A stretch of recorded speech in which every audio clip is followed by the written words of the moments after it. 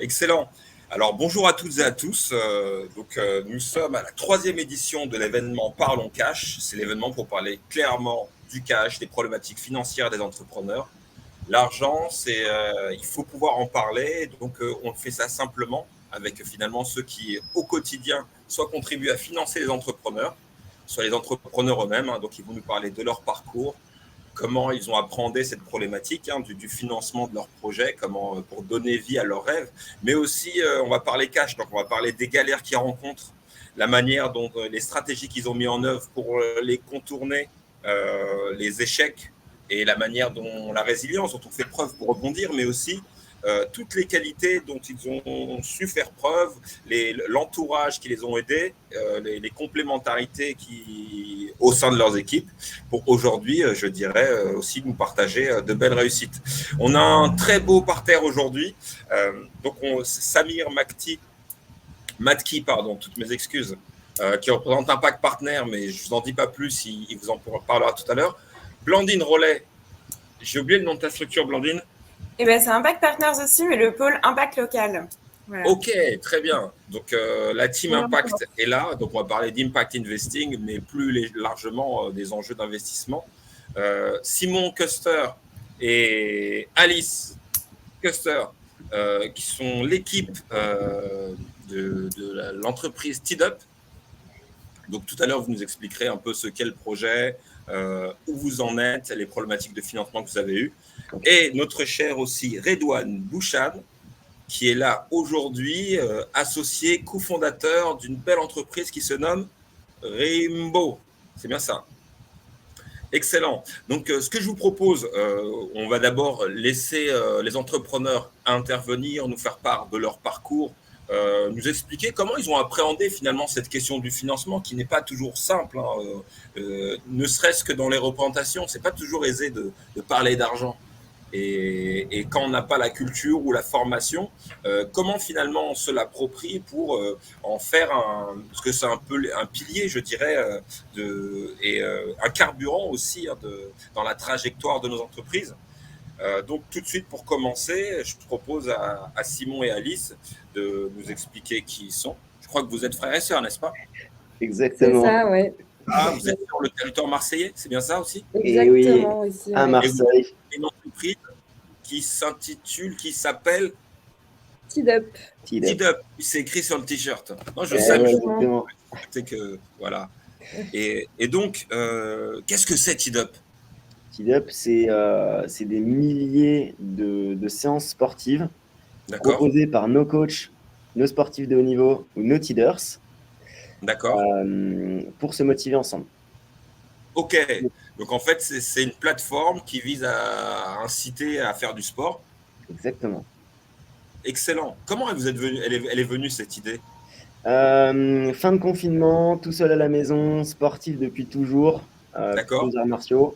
Je me dis, c'est incroyable de ne pas pouvoir savoir qui fait le même sport que moi à côté de chez moi, dans ma résidence. Et grosse frustration, j'en parle à Alice. On se dit, il y a vraiment un problème qui ne nous concerne peut-être pas que tous les deux. Et là, on a commencé à se mettre sur le dossier. Voilà. Ah, c'est super. C'est comme quoi le Covid et le confinement, là, il a fait naître des opportunités, des projets, permet d'identifier finalement des problématiques. Et là, finalement, ça part d'une expérience vécue, j'ai envie de dire. C'est ça. C'est ça, et exactement. vous dites, voilà, on va lancer ce projet TeedUp. Et tout de suite, donc, t'en parles à Alice, et tout de suite, vous dites, on va entreprendre entre frères et sœurs. Alors oui, alors au début, c'était pas tout de suite très, très logique, mais on s'est dit qu'on était assez complémentaires. Et en fait, tout de suite, dans nos recherches, dès qu'on a démarré l'étude de marché, on s'est rendu compte qu'on allait pouvoir s'entraider et faire des choses tous les deux. Donc, comment sont vos parcours, vos expériences, vos expertises et vos appétences? Qu'est-ce que vous aimez? En quoi vous êtes complémentaires, pour le dire différemment? Alors, je vais commencer. Moi, du coup, j'ai toujours travaillé plutôt dans le commerce. J'ai fait une école de commerce avec une alternance en banque. Donc, j'ai bossé dans des agences bancaires et après plutôt dans tout ce qui était projets digitaux. Ok. Et du coup, j'ai quelques années d'expérience en tant que consultante en transformation digitale, du coup, dans les banques. Donc, j'ai bossé chez BNP Paribas, Société Générale, le groupe BPCE, plutôt sur des projets IT. Donc, ça matchait bien avec l'idée d'application. Et du coup, beaucoup sur de la com aussi. Donc, communication, marketing, gestion de projet. D'accord. Et toi, Simon? Moi, j'ai un parcours ultra atypique. J'ai fait un CAP bénisterie, bac pro bénisterie. J'ai fait une maths sup maths spé, une école d'ingénieur. J'ai travaillé 4 ans dans l'industrie. Chez leader mondial du packaging et dans une petite PME sur Rognac, au nord de Marseille. Moi, j'ai plutôt une vision globale. Je suis très à l'aise avec les chiffres. D'accord. Et je suis un gros bosseur, un passionné. D'accord. Passionné de tout. Donc, en fait, j'avais envie de bosser pour moi. On dirait que toi, tu es un peu la vision et Alice, elle consolide. Ouais, on peut dire ça comme ça. On peut dire ça comme ça, ouais. Ok, très bien. Et donc, on a une idée. Comment on lui donne vie à cette idée? Comment on pose un peu, je dirais, les jalons pour, peut-être identifier quels sont les besoins, quelle est la stratégie? Et on va très vite en parler. Quels sont les besoins en financement aussi? Ouais. Alors, comment on donne vie à l'idée? Déjà, je dirais on passe à l'action. Parce que c'est plus important et c'est pas en restant chez soi dans sa petite réflexion qu'on va pouvoir faire bouger les choses. Donc c'est vrai que nous, on est tout de suite passé à l'action, peut-être des fois un peu trop vite même, puisque des fois on aurait peut-être dû réfléchir un peu. Alors il y a des actions pour lesquelles on peut se débrouiller un peu tout seul en tant qu'entrepreneur et on est plutôt bien entouré avec tous les incubateurs qu'il y a aujourd'hui. Et il y a des actions pour lesquelles on va avoir un petit peu besoin de cash. Donc là, pour le coup, on en a eu besoin, nous, au départ, pour pouvoir lancer notre application et pour pouvoir proposer un produit, en tout cas, les premiers développements. Ouais, en test aux utilisateurs et puis pouvoir tester un peu les idées qu'on avait. Donc, alors, deux questions. Vas-y, Simon. L'idée, en fait, c'était vraiment de confronter très, très vite notre réalité à la réalité du marché. Et d'accélérer, d'aller très, très vite. Nous, on n'avait pas de cash, mais vraiment, on n'avait pas grand-chose. J'ai vendu ma voiture, on a trouvé des petites solutions pour trouver du cash vite. Parce que justement, pour faire ce développement, comment vous avez réussi à estimer ce que ça allait vous coûter? J'ai rencontré une douzaine de développeurs à l'époque. On n'avait pas les compétences en interne, on voulait faire par des pros, mais je me suis dit, si on n'a pas de cash, il faudra faire nous-mêmes. Donc, je me suis formé. J'ai fait une formation diplômante pour apprendre à coder. Mais la veille de la formation, on a levé 50 000 euros. Et en fait, je me suis dit, je vais la faire quand même. Auprès de qui ces 50 000 euros? Auprès d'une famille qui nous a fait confiance. Une famille dont je connaissais l'un des fils et à qui on a présenté le projet. Il y a eu un match incroyable. T'as dit une famille ou un ami? Non, une famille dont je connaissais l'un des fils. C'est un family office qui est structuré? Non, pas de structure. Ils n'ont pas l'habitude d'investissement startup. C'est de la love money presque. C'est de la love money. C'est de la love money. Ouais. Ok. Ouais. Juste deux questions avant que tu poursuives là-dessus. Est-ce que dès le départ, vous êtes accompagné ou pas? Au départ, j'ai travaillé un peu dans une grotte. Parce qu'il fallait aller vite, construire plein de choses, pas trop le temps de chercher de l'accompagnement. Et en fait, vite, je me suis tourné vers une structure, le carburateur, que tu connais bien. Bien sûr. Et puis après, on a vraiment cherché toujours à être accompagné, Alice et moi. Super. Alors, je vais changer de lunettes, comme ça, elles ne vont pas se teinter. Hop, voilà. Super. Donc, et donc, du coup, tu identifies que tu as besoin de... Comment tu évalues les 50 000 euros? En fait, c'est un développement d'un MVP. Donc, on se dit, allez, on entend des 20 000, des 30 000 pour des fonctionnalités basiques. On se dit, on va faire un peu plus. On va mettre un peu plus sur la partie produit. Et puis après, budget market, on savait bien qu'on ne pouvait pas lever des millions de toute façon dans tous les cas. D'accord, intéressant. Et que ce serait un budget mini pour pouvoir commencer dans de bonnes conditions. Intéressant. Donc, si je reformule, donc vous avez sondé des développeurs, vous avez identifié combien ça allait vous coûter, et tu as eu un réflexe de dire je vais demander plus que ce dont on a besoin. Et au-delà du développement de l'application, tu t'es dit qu'il fallait également un budget marketing pour amorcer le lancement, je dirais. Ouais, et un petit coussin, un petit matelas, tu vois. D'accord. Et donc, du coup, vous faites appel à votre réseau et vous arrivez à lever 50 000 euros. Ouais. C'est ça. 2 mois après la création de la structure, on lève 50 000 euros rapidement. D'accord. Là, au fait, elle existe depuis combien de temps, Tidop 25 mai 2021. La société. De 2 ans. Et l'application est sortie en test en janvier 2022. Donc, ok, d'accord, très bien. Donc, si on peut donner les jalons de la trajectoire et comment vous avez été confronté aux questions de financement. Alors, idée le 19 décembre 2020, c'est l'anniversaire d'Alice. Le 25 mai 2021, on crée la structure parce qu'on se dit, il y a quelque chose. Le 10 juillet 2021, on repart avec 50 000 euros. D'accord. On attaque le développement, on va très très vite sur la création des maquettes, le développement de l'application. Et on sort une première version le 1er janvier 2022. Ok. Traction, on peut dire bluffante dès le départ. D'accord. Et avec tout petit budget marketing. Avec un budget qui nous restait parce que du coup, les 50 000 euros sont assez vite partis. Ouais. D'accord. Sur la partie dev. Ouais, et besoin de cash à partir d'octobre 2022. On n'a plus grand-chose.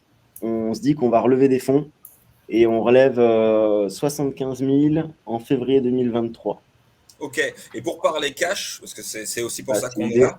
Entre-temps, comment vous faites pour remplir votre frigo, payer un loyer, etc. Vous travaillez à côté, vous payez, et sinon, à quel horizon vous avez projeté de le faire? Alors, au début, Simon avait commencé le projet tout seul à 100%. Moi, je continuais de travailler à côté.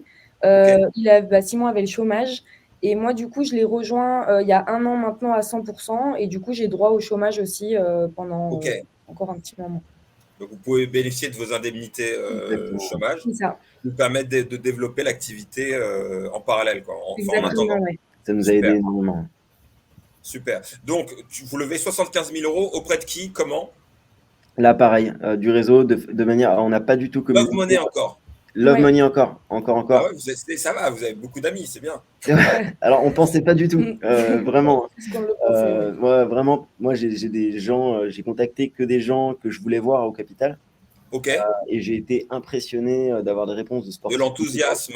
Ouais. Mais qu'est-ce qui les convainc alors? Qu'est-ce qui les convainc? J'ai l'impression que c'est le côté familial, rassurant de la structure. D'accord. Peut-être l'attraction aussi. On a fait beaucoup d'erreurs.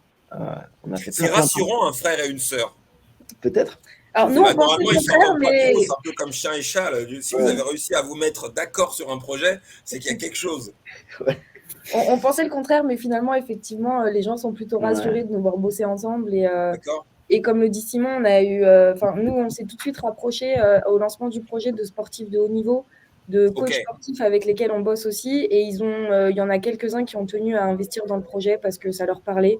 Et eux, ça leur permet aussi de pouvoir partager leur sport et de gagner en visibilité. Donc c'est intéressant, il y a une stratégie qui est claire et peut-être une dimension d'affect qui fait qu'on embarque assez facilement avec une équipe qui semble complémentaire du moins. Exactement, et ça nous a permis d'étoffer l'équipe de manière assez large. On est 7 à bosser sur Tidop aujourd'hui. Ok, bravo. Ouais, vraiment, et on est moi je suis extrêmement fier de ça, Alice aussi je pense. On a un CTO qui est juste incroyable, une équipe en or, et je pense que le côté affect a joué beaucoup. Tu vois. Une question, quand tu dis, donc tu as dit la seconde phase, 75 000 euros, c'est pour financer quoi? Alors au départ du market. Market. Et au final de la tech, parce qu'on a internalisé la tech, on est maître de notre produit aujourd'hui. Ok, donc aussi il y a des questions stratégiques par rapport à finalement, c'est structurel finalement par rapport à votre business et l'idée d'internaliser, ça coûte des sous quoi. Ouais. Donc ce qui vous a fait changer de fusil d'épaule, plutôt que de financer le marketing, vous avez plutôt financé la tech. Ouais. Mais financer la tech, ça signifie intégrer des développeurs, c'est ça? C'est ça, on s'est associé à un développeur qui est du coup aujourd'hui notre CTO. Et au début, donc il a travaillé un petit peu pour nous. Il y avait des gros besoins en tech parce qu'on avait pas mal de choses à changer et il fallait qu'on puisse aller assez rapidement parce qu'on avait déjà une communauté d'utilisateurs.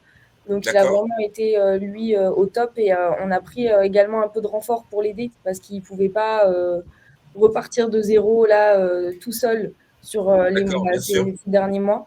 Donc, du coup, c'est pour ça qu'on a mis un peu de budget là sur cette partie-là, mais c'était nécessaire et c'était le prix de l'autonomie à payer, quoi. On pensait pas le faire de suite. Est-ce que dans un business qui repose sur la tech, je veux dire sur une plateforme en tout cas telle que la vôtre, il y a une nécessité d'investissement constant sur ce volet-là, en matière de développement, etc. Je pense que c'est nécessaire. Ouais. C'est même sûr à 200%, parce que sinon tu manques de réactivité et puis on a besoin d'aller très très vite.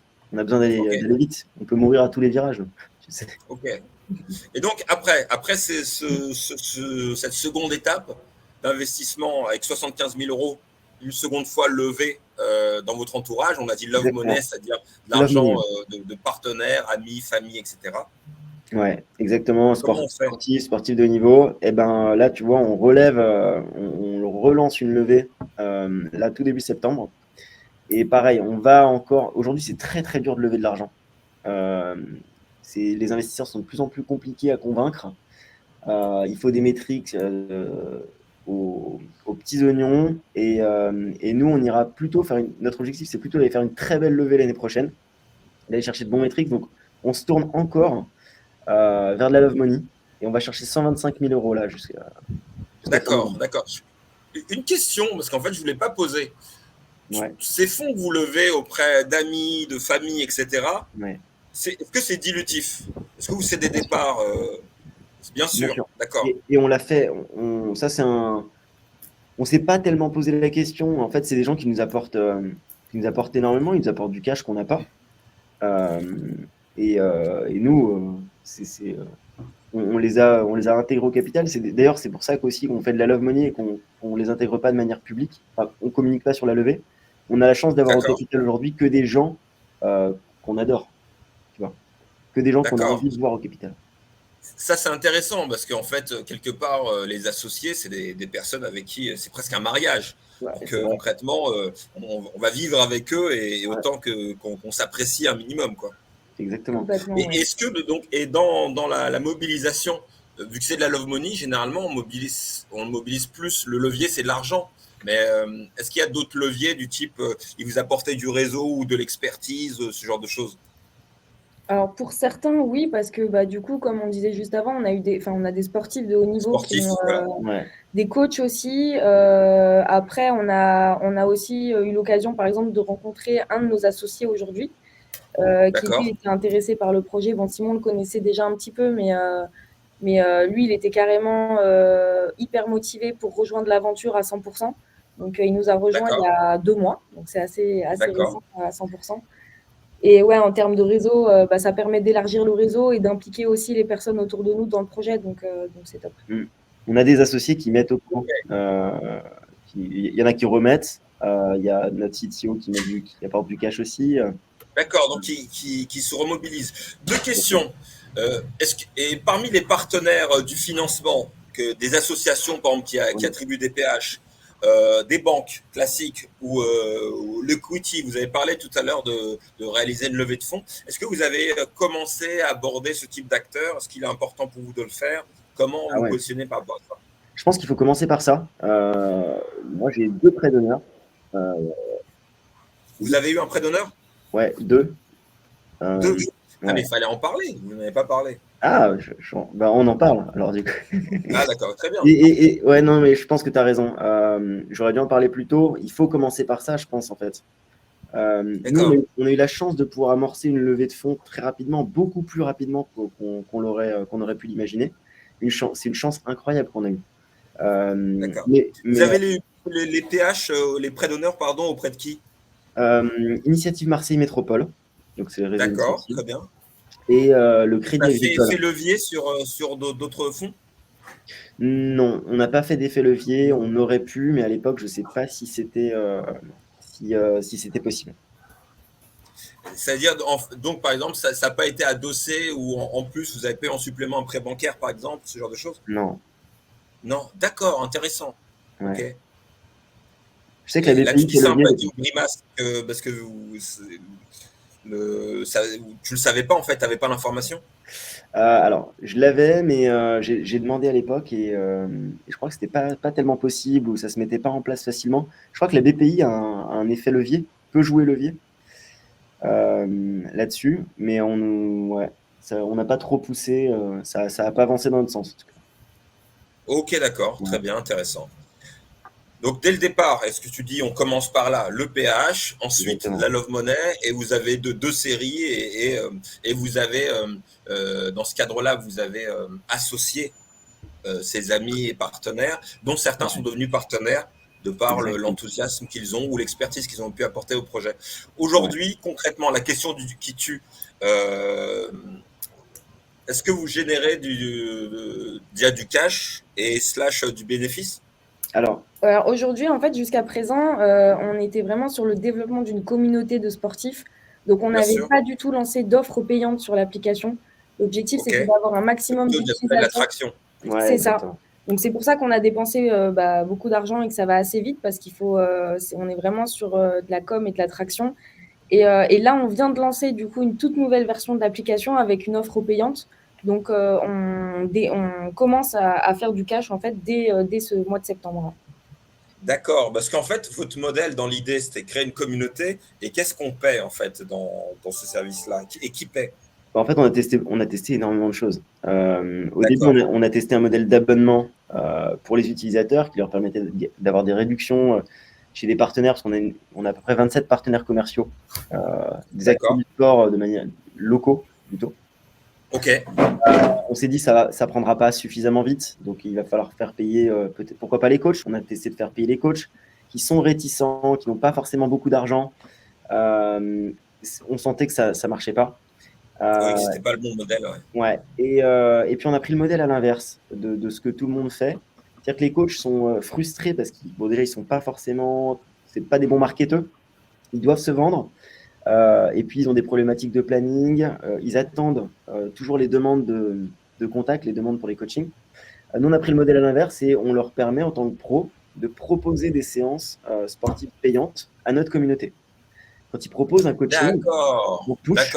Les utilisateurs aux alentours reçoivent une notif. Hey, ça va t'intéresser parce que tu fais de la boxe, tu as un coaching de boxe qui vient d'être proposé. Regarde, en plus, c'est pas cher, tu peux y aller en groupe. Alors, on retrouve un peu le modèle. Et là-dessus, on prend une commission et ça a l'air d'intéresser, vraiment. Donc, super. Donc, c'est intéressant aussi dans ce que vous dites, c'est qu'il y a quand même un parcours d'itération, d'aller-retour entre le terrain, le marché et finalement votre idée pour essayer de trouver un modèle. Et ce que je comprends, c'est que si vous générez de l'attraction et vous créez une communauté, il y a un enjeu, c'est de stabiliser un modèle viable. Complètement, oui. Et ça coûte des sous, quoi. Et c'était vraiment le plus dur à trouver pour nous parce que c'est vrai que sur le marketplace, c'est vraiment compliqué de trouver un modèle économique qui soit viable. Et c'est pour ça qu'on a fait autant de tests. Et là, on est hyper content de pouvoir avoir vraiment une offre qui soit claire, qui soit fluide et qui soit intéressante pour nos utilisateurs. Ouais, ça répond vraiment à un besoin aujourd'hui. Merci beaucoup Simon, merci beaucoup Alice. On revient tout de suite vers vous. Merci. Là, on a la chance aussi, comme je disais tout à l'heure, d'avoir Monsieur Redouane Bouchan qui va nous faire un peu, on va travailler sur le même exercice. Donc, ça va faire quelques années déjà que Rimbo a été lancé. On a été créé en 2019. 2019. Ouais. D'accord, juste avant le Covid. Qu'est-ce que c'est Rimbo? Alors, Rimbo, ça part d'un constat en fait que la technologie, parmi tous ses bienfaits, peut permettre de développer le potentiel humain. Donc, on le sait déjà avec toutes les avancées qu'on a, le progrès technique. Mais nous, on s'est focalisé sur une technologie en particulier qui est la réalité virtuelle.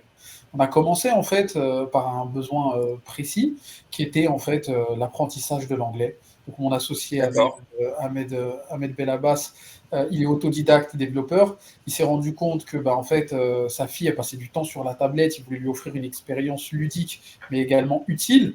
Et il s'est rendu compte aussi qu'en tant que développeur, quand on veut aller, que ce soit dans la tech, mais même dans le business à l'international, eh bien, quand on fait de la veille, c'est en anglais, la documentation, c'est en anglais. Et du coup, il s'est dit, il y avait l'avènement de Pokémon Go.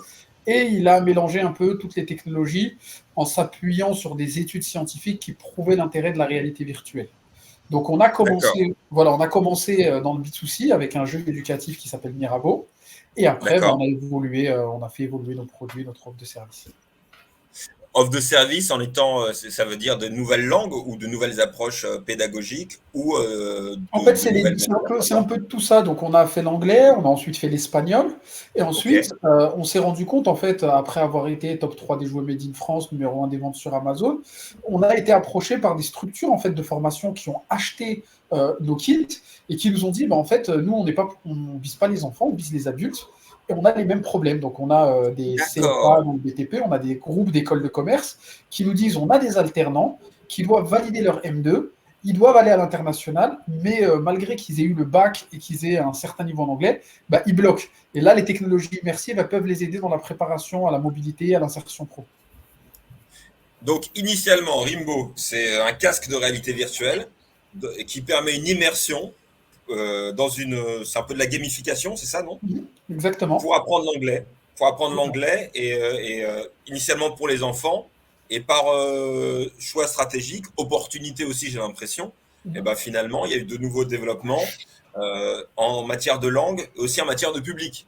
C'est ça, exactement. D'accord. Donc, l'idée, on a bien compris comment elle est née.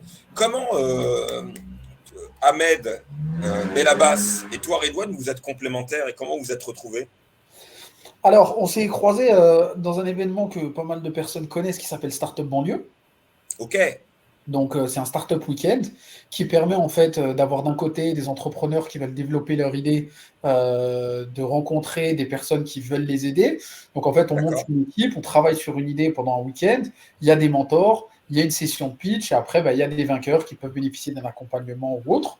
Donc, ce jour-là, moi, j'avais un projet, lui, il était venu pour rentrer dans une équipe. En fait, on a gardé contact et un an plus tard, on avait sympathisé. Je savais qu'il avait un projet lui aussi de son côté. Et un an plus tard, en fait, on s'est retrouvés, on a commencé à bosser sur l'idée. Ah, c'est super ce que tu dis et c'est un message que j'adresse à tout le monde, de l'intérêt de se déplacer, d'être en mouvement, comme l'a très bien dit Simon et Alice tout à l'heure, dans tous ces événements réseau, parce que finalement, c'est là où tu as trouvé ton associé. Bien sûr, c'est là où on trouve un associé, c'est là où on trouve des partenaires, c'est là où on peut trouver aussi de potentiels investisseurs, parce que je salue aussi Samir qui s'implique, qui passe en tant que mentor, en tant que jury dans Startup Banlieue, et du coup, on peut croiser aussi des personnes, des entrepreneurs qui ont réussi, qui viennent donner de la force, et du coup, ça permet de rencontrer du monde et d'avoir des infos.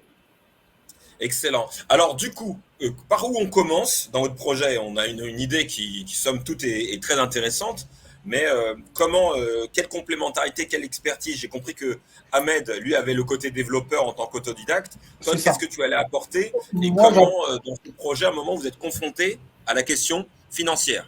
D'accord, moi j'apporte un peu le côté business, le côté relationnel, le côté réseau, le côté relations investisseurs et surtout après le côté administratif. Donc les relations avec les comptables, l'administration, les montages de dossiers de financement, plus tard après les appels à projets, les appels d'offres, etc. Donc tout ça, c'est des mécanismes qui sont assez complexes, qui demandent une logique partenariale, etc. Et du coup après, tout de suite, quand on monte la boîte, avant de monter la boîte, on a testé, on a fait des salons, on a monté un premier prototype, donc tout ça avec notre argent. Et après, au bout d'un moment, il a fallu monter la structure. Le premier prototype avec votre argent, il vous a coûté combien concrètement? En fait, ça a été assez long, ça s'est fait sur plusieurs années, mais on va dire plus ou moins, on l'a chiffré à peu près à 10 000 euros parce que c'était des allers-retours, c'était le développement d'une application, des commandes de casques, des échantillons qui viennent de Chine, etc., des impressions, mais ouais, on a chiffré ça à peu près à 10 000 euros. Donc, 10 000 euros pour vous lancer votre premier prototype? Non, ça a pris plus. Pour lancer sur le marché, ça a pris plus de temps parce que ça, c'était avant la création de la boîte. Une fois qu'on a créé la boîte, donc première des choses, on a mis notre capital, donc on a mis 10 000 euros de capital. Ensuite, on est parti chercher justement les financements. Et là, je rebondis sur justement, tout à l'heure, tu as posé la question à l'équipe TeedUp sur comment ils ont chiffré. Nous, on avait une approche un peu différente, c'est-à-dire que dans la réalité virtuelle, tu es sûr que tu auras besoin d'argent. Et tu es sûr que tu auras besoin même des millions, en fait, ça ne te suffit pas pour aller au bout de ta vision. Donc, quand tu te poses la question de combien tu as besoin, en fait, tu vas tout simplement essayer de chercher le maximum. Et une chose à savoir, c'est que comme on est sur des financements, des subventions des pays et les autres, et au dispositif, en général, ce qu'il faut savoir, c'est qu'une subvention, ça demande 1 euro pour 1 euro. C'est-à-dire que quand je vais demander la bourse French Tech, à part la bourse French Tech Tremplin qui fait au plus d'exception, eh bien, il va falloir que j'apporte des fonds propres. Donc là, ce qu'on a fait, c'est qu'on a apporté une partie de nous, on a emprunté de l'argent de l'autre côté. Juste pour ceux qui nous écoutent, rappelez que les fonds propres, c'est le capital dont tu disposes. C'est ça. OK. Exactement. Donc, on a fait ça. Ça nous a permis en fait de poser 25 000 euros et d'obtenir 25 000 euros en InnovUp. D'accord. Et de là, ça nous a permis de recruter 2 premiers stagiaires en fin d'études, même un 3e. Donc, on a pris 2 développeurs, 2 designers 3D. Et à côté de ça, on a commencé à développer le produit. Et à côté de ça, côté business, en fait, on a testé notre produit, on a fait des salons, on a rencontré des personnes qui sont devenues nos partenaires et investisseurs. Juste avant, parce que là, tu vas un peu vite, pardon, Redouane, merci beaucoup pour tous ces détails. Est-ce que vous avez été accompagné dans cette démarche ou est-ce que vous avez cherché à être accompagné, etc., etc. Alors, oui, on est accompagné. Donc après, les accompagnements, on les a cumulés de diverses de diverses manières. Donc il y a des accompagnements, entre guillemets, sur la durée ou de type l'incubation à Station F. Donc l'incubation à Station F. Oui, d'accord, vous avez quand même été incubé à Station F. On est à Station F, donc il y a des bureaux. L'accompagnement, il est un peu différent. Il est moins intensif. Il est moins intensif, mais il se base plus sur la communauté. C'est-à-dire que tu arrives à Station F, tu as 1000 entrepreneurs autour de toi, tu as la moindre question, tu vas trouver une réponse, que ce soit sur la levée de fonds, le recrutement, le juridique ou autre. C'est intéressant ce que tu dis là, parce que en fait, tu es immergé dans une communauté, mais si tu n'es pas proactif, tu n'auras pas de réponse. Bien sûr, bien sûr. Et parce que tu peux être immergé, donc quelque part échouer. C'est clair, c'est clair. Et donc la proactivité, ça va en allant vers l'autre, mais ça va aussi en faisant de la veille sur LinkedIn pour voir ce que les gens font. Et donc ça te permet de recoller les points, de savoir qu'un tel est là et il vient de faire ça, et du coup aller chercher les infos. Et voilà, tu vois, même par exemple pour notre première subvention BPI, en fait, on est à partie contacter Idir, que certains d'entre vous connaissent, qui est le CEO de Tractor, qu'on avait connu déjà via Startup Banlieue, et qui avait, en étant immatriculé dans le 92, il nous a mis en relation avec le chargé d'affaires BPI, ce qui nous a permis de gagner du temps pour justement aller chercher les subventions et monter les dossiers. Super. Alors, Redouane, les 2 jalons importants dans ta démarche de levée de fonds. Ensuite, ce que je vais demander, le dur exercice à Blandine et Samir, c'est un peu de réagir de par leur regard d'expert à vos trajectoires et un peu nous partager les points saillants et les points de vigilance, je dirais, à retenir. Redouane ? Alors, quand tu dis 2 jalons, c'est qu'est-ce qui est important, c'est ça pour la levée de fonds? Oui, toujours dans ta stratégie de financement, quelles ont été les étapes un peu cruciales suite à… Il y a eu la première étape qui nous a permis de sortir le produit. Ensuite, on a fait, donc on a eu les premières subventions, et à côté de ça, en fait, la levée de fonds, la première levée de fonds, elle a coïncidé avec le premier client, c'est-à-dire qu'on a levé des fonds auprès d'industriels qui étaient nos partenaires. Et qu'est-ce qui a déclenché justement cette levée de fonds? C'est une première commande chez Amazon.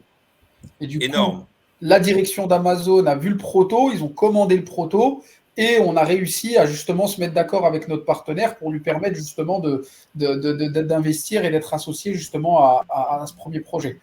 Deuxième projet après, deuxième levée de fonds, parce qu'on a levé à peu près 200 000 sur cette première levée, et ensuite on a fait 600 000 en equity, ajouté à 200 000 en emprunt BPI.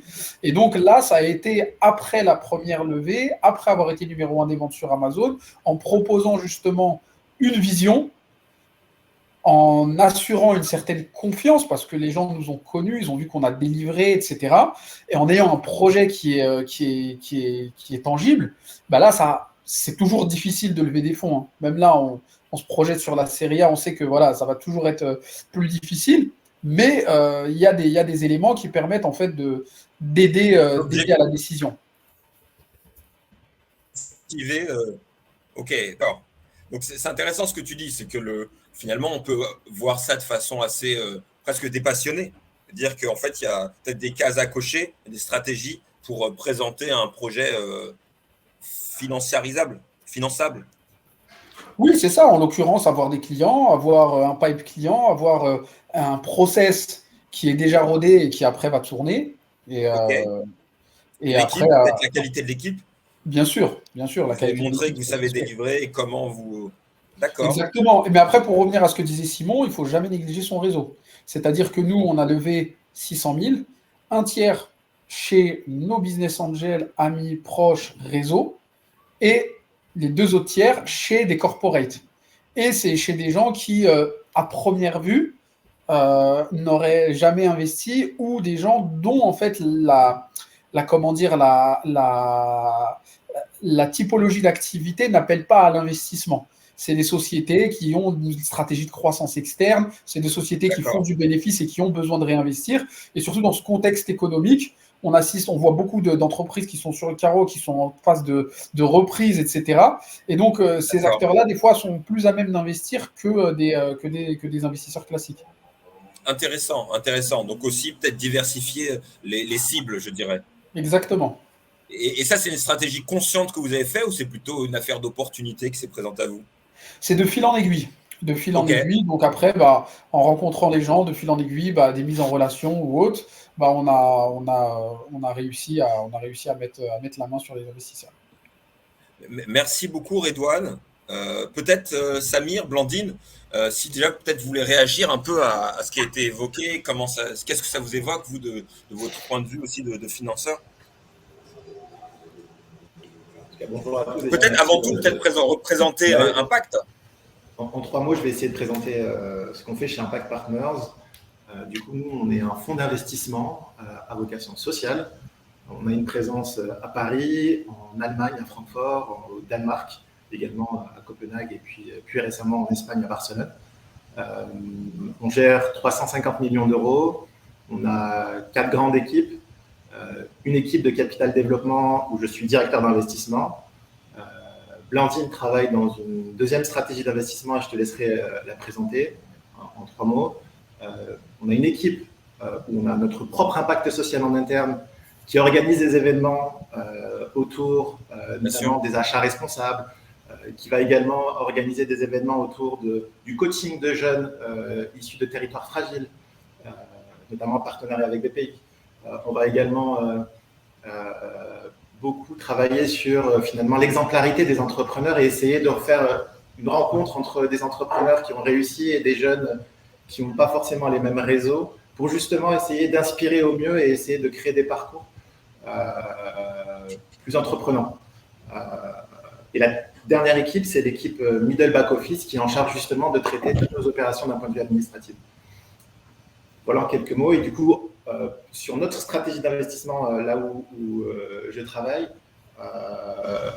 on investit des tickets entre 3 millions et 15 millions d'euros, donc plutôt sur des sociétés matures, qui ont une trajectoire où effectivement toute la partie technologique a été financée par tout ce que vous avez évoqué aujourd'hui. Et ça, c'est vraiment, en tout cas pour moi, et ce que j'entends, c'est un parcours du combattant. Vous avez dû faire preuve finalement de résilience, d'engagement, de patience aussi. Et finalement, nous, on arrive après pour vous aider à aller beaucoup plus vite, beaucoup plus loin, ouvrir des nouveaux territoires. On va également vous aider à peut-être acheter un de vos concurrents. Voilà en 3 mots ce que je fais chez Impact et plus spécifiquement dans mon équipe. Merci Samir. Je rebondis du coup sur ce deuxième pôle qui est un peu plus récent chez Impact, qui a été créé en 2017, qui est le pôle local. Et donc chez Local, nous, on a plutôt vocation à financer les commerces de proximité dans des territoires fragiles. Donc, depuis 2017, on a financé la création et la reprise de presque 300 commerces, tous secteurs confondus, donc de la restauration rapide au garage automobile, en passant par les salons de coiffure, les salles de sport, dans ces territoires, avec vraiment pour objectif de faciliter l'accès au financement bancaire pour des entrepreneurs qui soit manquent d'apport pour aller faire financer leurs projets de manière très classique, soit qui souhaitent faire levier et ont des projets de dev assez rapides, puisque voilà, c'est dans le commerce de proximité, il y a pas mal de multi-entrepreneurs qui du coup maillent des territoires ou des secteurs d'activité et se développe rapidement. Voilà. Très bien. Et du coup, par rapport à ce que vous avez entendu sur les expériences de Simon, Alice et de Redouane, c'est des parcours assez classiques. Est-ce qu'il y a des étonnements pour vous? Est-ce que quels conseils vous retirez de ces trajectoires? Je peux peut-être démarrer, puis tu compléteras si tu veux, Blandine. Vas-y. Peut-être moi, ce qui me frappe le plus, à la fois chez Rainbow que chez TeedUp, c'est finalement les profils des gens qui composent l'équipe. On voit à chaque fois, c'est un binôme en fait en réalité, et des personnes qui se complètent bien. Et je pense que c'est ce qui fait la différence aussi face à un investisseur. C'est la personnalité des personnes, c'est effectivement leurs compétences. J'entends des compétences de développement. Moi, ce qui m'a marqué le plus, finalement, c'est ton parcours, Simon, aussi. Tu es passé d'un CAP à Maths P. Ça, c'est juste incroyable. Tu vois, c'est typiquement les genres de parcours, moi, qui me font tilt tout de suite. Parce que ça sous-entend énormément de compétences d'adaptation. Et on sait que un entrepreneur, il doit s'adapter parce qu'en fait, son marché est en sans cesse évolution. Et ça, c'est des grandes qualités. Ce qui me frappe. Il y a une réflexion. Pardon. Non, vas-y, poursuis, je compléterai. Et du coup, ce qui me frappe aussi, c'est finalement le choix des positionnements des produits. Moi, j'ai préparé un petit peu finalement l'échange. J'ai regardé un peu ce que faisaient à la fois Rainbow et TeedUp. En fait, à chaque fois, ils sont positionnés sur le marché où en fait, il y a pléthore de concurrence. C'est ma vision de l'extérieur. Et tout ce qui va faire la réussite d'un projet, c'est comment vous allez capitaliser finalement sur votre singularité. Voilà. La singularité, exactement, c'est le bon terme. Parce que c'est comme ça que vous allez réussir à convaincre des clients de venir plutôt chez vous plutôt que chez un autre. Et je vais vous donner un exemple concret que j'ai réalisé chez Impact lorsque je suis arrivé en 2017. Pareil, on a investi chez RiseUp. C'est un éditeur logiciel pour les intimes, ce qu'on appelle SaaS. Et pareil, c'est une fratrie de frères. Ils ont galéré à trouver leur premier investisseur. On les a rencontrés 2 ans avant, on les a suivis, on a vu l'évolution. D'où l'importance de bien gérer les relations. Et ça, Redouane, tu l'as très bien dit. En fait, tu maintiens tes relations dans le temps. Et ce qui fait la confiance, finalement, c'est entre ce que tu dis et ce que tu réalises, il n'y a pas d'écart. C'est hyper important. Et en tout cas, dans l'expérience RiseUp, les dirigeants nous ont démontré leur capacité d'exécution qui était juste incroyable. On a investi lorsque l'entreprise faisait 500 000 euros. Aujourd'hui, elle en fait 10 millions d'euros, un peu plus. Ils sont présents dans différents territoires. Et toutefois, tous les signaux sont en vert. Super récurrence, du chiffre d'affaires, des dirigeants incroyables, une super équipe. Ils ont ouvert plein de pays, les clients ne quittent pas. Pour autant, on a eu beaucoup de mal à lever de l'argent, encore aujourd'hui. Et en fait, tous les VC français ont refusé d'investir sur la structure et on a dû aller chercher des VC à l'international pour financer la croissance à l'international de la société. Et tout ça, pourquoi? Parce qu'en fait, en tout cas, je pense qu'on n'a pas perçu, en fait, les VC français n'ont pas perçu la différenciation. C'est hyper important. C'est comme ça que je vois les choses. C'est très intéressant. Aussi, en fait, par rapport à ce que tu évoques là, on est quand même sur des typologies d'entreprises qui sont un peu dans des stratégies d'hyper-croissance, en fait, de croissance rapide, et donc ils vont avoir besoin de beaucoup d'argent et très vite. Tu l'as bien résumé. Lorsque tu as besoin d'investir sur un produit innovant, donc tu vas finalement recruter des hommes et des femmes dans tes équipes techniques. Tu vas avoir besoin de séduire tes clients en faisant des dépenses marketing. Parce que souvent, quand tu es sur un produit ou un service digital, en fait, tu n'as pas de magasin, tu n'as pas de zone de chalandise. Ta zone de chalandise, c'est Internet. Et donc, tu dois acheter ton passage et ton trafic. Et ça nécessite du cash.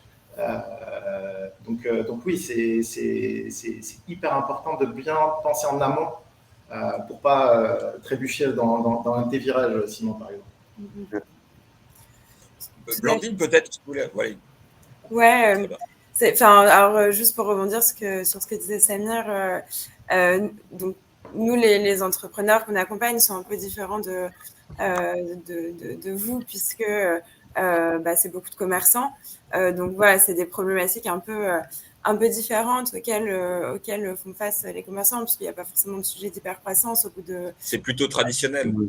Exactement, au bout de 3 ans, on atteint un rythme de croisière en termes de chiffre d'affaires. Mais par contre, la trésor reste le nerf de la guerre. On l'a beaucoup vu pendant le Covid, qui du coup a énormément touché les entrepreneurs qu'on accompagne, puisque pour partie, ils ont dû fermer, ils ont dû complètement s'adapter, parfois même se réinventer. Je pense notamment à la restauration, qui du coup... il y a un gros changement des modes de consommation avec la livraison, mais qui du coup aussi vient changer les KPIs et la lecture qu'on a des modèles économiques des business. Et donc, il nécessite une analyse plus fine qui va au-delà des KPIs très classiques dans la restauration, pour un peu continuer l'exemple, qui vont être le chiffre d'affaires, le food cost, le labor cost. Aujourd'hui, il y a beaucoup d'autres éléments à prendre en compte. On rajoute là-dessus l'inflation. Et donc aujourd'hui, on se retrouve avec des entrepreneurs qui ont des niveaux de chiffre d'affaires très corrects, des ratios hyper bien maîtrisés, mais un loyer qui va particulièrement augmenter, des charges liées à la livraison qui sont énormes, avec des plateformes qui prennent 30% du chiffre d'affaires réalisé en commission. Donc on essaie d'être plus fin et de justement sensibiliser beaucoup les entrepreneurs, mais aussi les enseignes, parce qu'on finance beaucoup de porteurs de projets qui se développent en franchise, à ces sujets de cash, et de dire les indicateurs doivent tous se regrouper pour avoir la vision la plus fine et aller plus loin. Ça, c'est une question qui est importante, que je pourrais partager avec Simon et Redouane. Donc dans cette stratégie, donc là vous êtes sur des boîtes qui commencent en tout cas qui cherchent, mais qui sont stabilisées en matière de process, etc.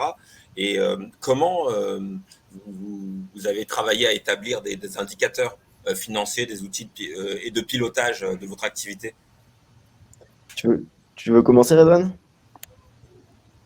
Vas-y, si tu veux. Ouais, je peux me lancer. Moi, ça va être assez court. En fait, au niveau de nos pilotages, bien évidemment, quand tu vas t'adresser de toute façon à des investisseurs ou autres, à des financiers aussi pour les prêts, tu as le business plan, tu as le tableau de trésor ou autre. Donc ça, c'est souvent des projections que je dirais générales à moyen long terme. Ça, c'est déjà un très bon exercice. Mais après, de l'autre côté, nous, en fait, on a notre tableau de trésor qu'on regarde toutes les semaines, au moins le mois, pour justement s'assurer qu'on est bon. Et surtout là, aujourd'hui, on est sur un sujet où le financement se raréfie. La trésor, comme l'a dit quelqu'un avant moi, c'est le nerf de la guerre. Il faut réussir à prévoir. Je parlais avec un start-upper, justement, il n'y a pas longtemps, qui disait que, justement, lui, dès qu'il a hors chiffre d'affaires moins d'1 an de runway, ce qu'on appelle le runway, donc la trésor restante, pour lui c'est alerte rouge. Donc on est vraiment sur ce type en fait d'analyse. Et après on regarde ce qui va rentrer. Et donc voilà, donc on est à cheval sur la trésor, sur les financements, on décide. Si par exemple on a déjà des idées de dégraisser et de rayer le marketing en fait, comme pas mal d'entreprises de la carte, parce qu'on s'est dit qu'il y avait d'autres moyens d'optimiser, notamment dans le B2B. Voilà, donc le principal sujet, c'est le tableau de trésor, les ressources qui vont rentrer, les emplois, et on ajuste et on balance mois après mois. Ok. Ouais, pour moi, je dirais que c'est effectivement la trésor, un bon plan de trésorerie à mettre régulièrement à jour. Ça, je trouve que c'est plutôt bien parce que ça donne des signaux, ça peut donner des alertes et repérer un besoin de trésorerie, en tout cas de le repérer suffisamment tôt pour pouvoir aller chercher de l'argent. Et ça nous a évité de mourir au moins 2 fois. Donc, c'est plutôt cool. Et après, on a suivi des mauvais metrics pendant longtemps, des trucs qui... Je pense que c'est compliqué. Il ne faut pas suivre trop de choses. Il faut juste suivre les choses importantes. Mais par contre, les suivre hyper bien. nous, il y a un vrai enjeu là-dessus, sur la partie, on pourrait presque dire, data analyse. On y travaille, on devient de plus en plus performant. Nous, tu vois, aujourd'hui, ce qui compte vraiment pour nous, si je devais suivre que 2 choses, je suivrais le nombre de séances payantes proposées par mes coachs et sportifs de haut niveau et la participation à ces séances payantes. Est-ce que les gens participent aux séances payantes qui sont proposées ou pas, tu vois? D'accord. Et évidemment, le chiffre d'affaires derrière qui est généré. Finalement, Simon, il y a aussi peut-être la qualité perçue par tes utilisateurs, c'est hyper important. Complètement. Ouais. Évidemment, le retour, les avis, etc. On a 2-3 questions, je vous propose de les prendre parce qu'on va arriver finalement à la fin. Alors, c'est une question pour TeedUp. Ils ont une team de 7 personnes. Quels sont les statuts? CDI, CDD, stagiaires, etc. Ah, les statuts des 7? Oui. 4 associés, D'accord. full-time, 2 alternants et un prestat qui rentre associé. Ok, d'accord. Ouais. Ok, intéressant. Et pour le développeur devenu CTO, quel est son profil et Je suis très fier. quelle partie de l'appli a été internalisée? Pourquoi l'appli a été internalisée? Dans quelle partie de l'appli a été internalisée? Ok, tout a été internalisé sur l'application. D'accord. C'est-à-dire le dev mobile, iOS, Android et le back-end et l'infra.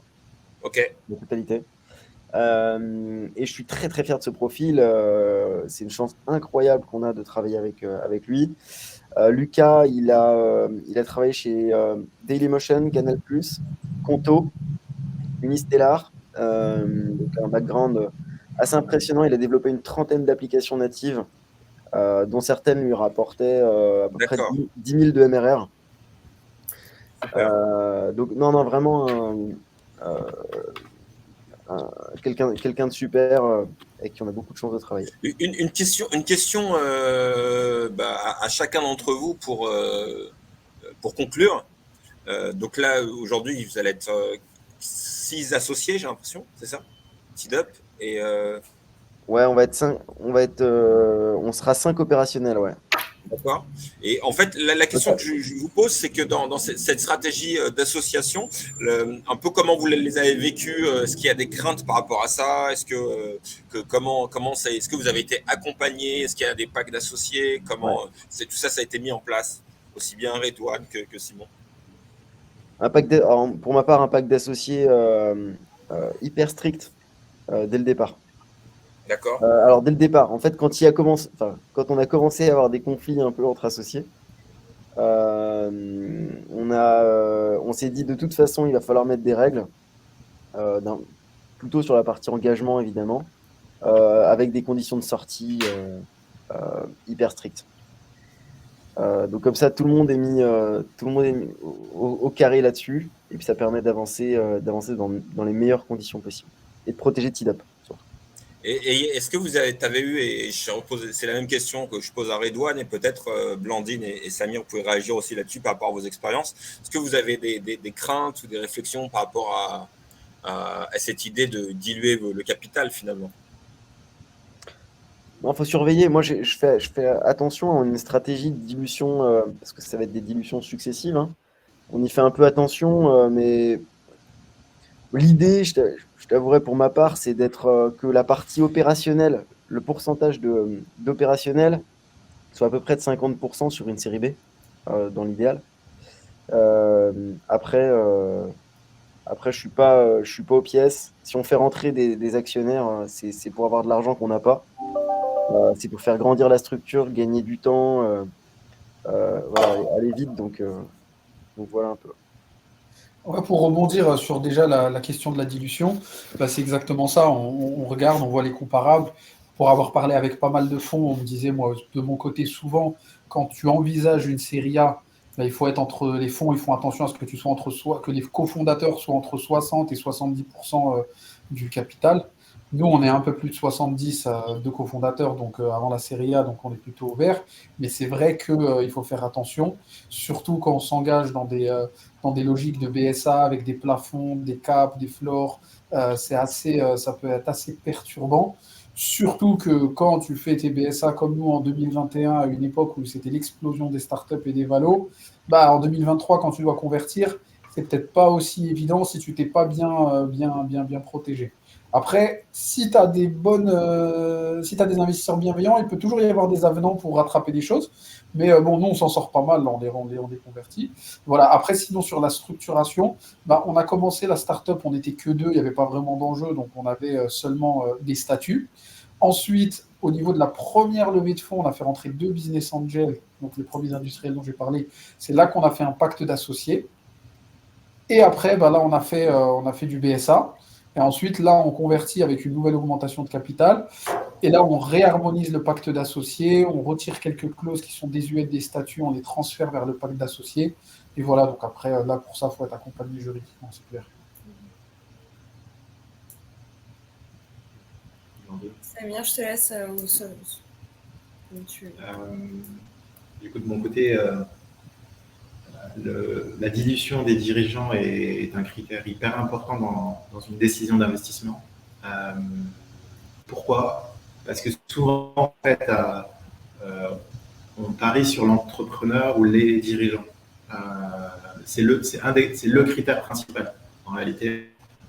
Et des dirigeants qui sont peu exposés dans la table de capi, en fait, ça veut dire qu'il y a un risque même si ce n'est pas forcément le cas, ça peut, et donc on est assez vigilant sur cette dilution-là. Je te rejoins là-dessus. Alors nous, c'est un peu atypique parce qu'on a un outil, on investit avec des outils d'aide, donc on est forcément non dilutif. Et avec des tables de capi plutôt simples, on a généralement entre 1 et 4 actionnaires avec peu de cessions de parts sociales au cours de vie des sociétés.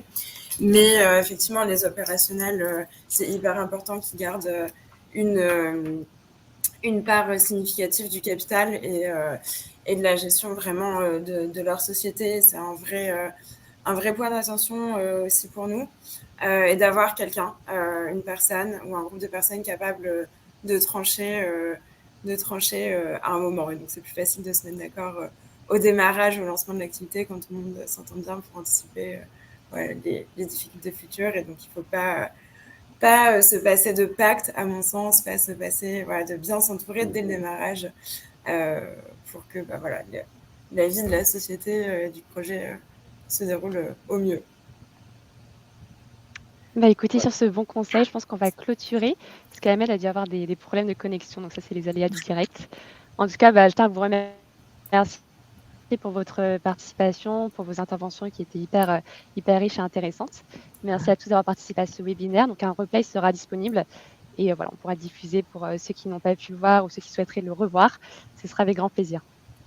Ok, merci à tous, vraiment. Merci Samir. Merci à tous. Merci à vous, c'était un plaisir. Et pour l'auditoire, on est sur LinkedIn, si jamais il y a des questions. Super. Merci beaucoup. Merci. À tous. Au revoir, bonne journée.